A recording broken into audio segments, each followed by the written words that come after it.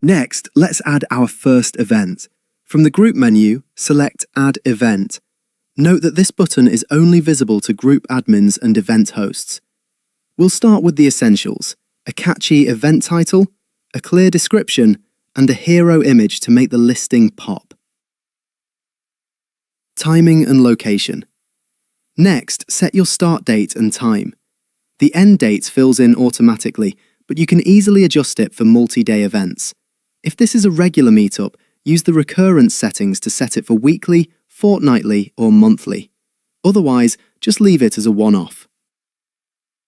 For the location, you can type a new spot or pick from your saved venues. Here's a pro tip: use the location privacy checkbox. If ticked, only your verified members, those with a teal tick, will see the exact address. Everyone else will just see the town name, keeping your venues secure. Capacity and payments. Under additional details, you can set a maximum capacity. Perfect if you've only got a table for 8. You can also add a cost. If you do, members will be prompted to pay via the app as soon as they RSVP, making it easy to collect deposits up front. Advanced power tools. The advanced options at the bottom are where the real power lies. RSVP closing date. Use this if you need to confirm final numbers with a venue 24 hours in advance.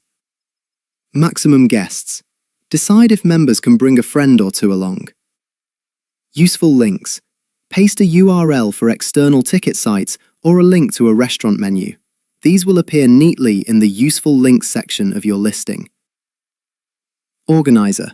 This defaults to you, but you can assign a specific event host here if someone else is taking the lead.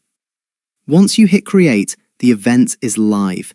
Members can see the date and time, add it to their personal calendars with one click, and view the location map. The RSVP block is where the magic happens. Members can confirm attendance, add guests, or see exactly how many spaces are left.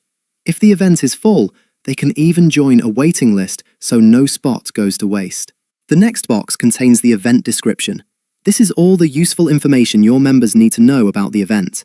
Right below that, you'll find the Useful Links section, where those ticket URLs or menu links we added earlier are neatly displayed for easy access.